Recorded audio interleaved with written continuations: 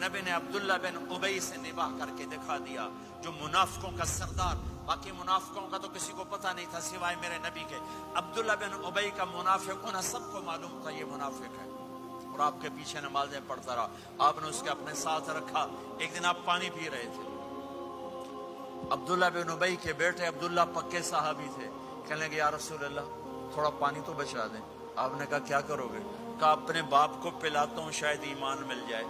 آپ نے پکڑا دیا، گھر آیا، کہا ابا یہ پانی پی لے۔ کہنے لگے یہ کیا ہے؟ کہ یہ میرے نبی کا بچا ہوا پانی ہے، پی لے شاید تجھے ایمان مل جائے۔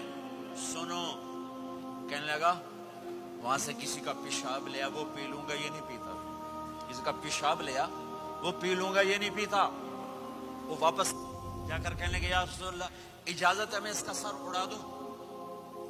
آپ نے کہا نہیں، تیرا باپ ہے، یہ کام نہیں کرنا، میں نہیں چاہتا کہ لوگ کہیں محمد اپنے ساتھیوں کو قتل کرتا ہے۔ اور جب وہ مرا کم بخت ان کے بیٹے آئے، یا رسول اللہ میرے باپ کو جنازہ پڑھائیں گے؟ آپ نے کہا پڑھاؤں گا۔ کفن دیں گے؟ کہا دوں گا۔ کہ اپنا کرتا دے دے۔ آپ نے کرتا اتار کے دیا، جا اس کو کفن دے دو کہ شاید کم وقت بخشا جائے۔ ہے، اور اب اتنی نفرت ہے کہ ایک دوسرے کا جنازہ بھی نہیں پڑھتے، سلام بھی نہیں کرتے، مسجدوں میں لڑائیاں ہو رہی ہیں۔ آپ نے کرتا دیا، اس کو پہنایا، آپ جنازے کے لیے کھڑے ہوئے، حضرت عمر آگے آ گئے، یا رسول اللہ آپ کو پتہ یہ کون ہے؟ کہ عمر مجھے بتاتے ہو یہ کون ہے؟ مجھے نہیں پتا کون ہے۔ کہ اس کا آپ جنازہ کیوں پڑھ رہے ہیں؟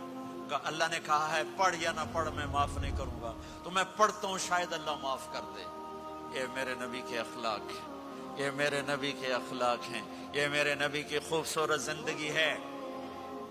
آپ نے جنازہ پڑھا دیا، پھر اس کے دفن میں شریک ہوئے، آپ پیچھے پہنچے تو وہ قبر میں اتار دیا تھا، کہ باہر نکالو۔ قبر سے باہر نکال کے اپنے لعاب تھوک کو منہ سے نکال کر اس کے منہ میں ڈالا کہ شاید اس کی بخشش ہو جائے۔ اس کو دیکھ کر 100 منافقوں نے کلمہ پڑھا کہ اتنا بڑا خلق صرف نبی کا ہی ہو سکتا ہے۔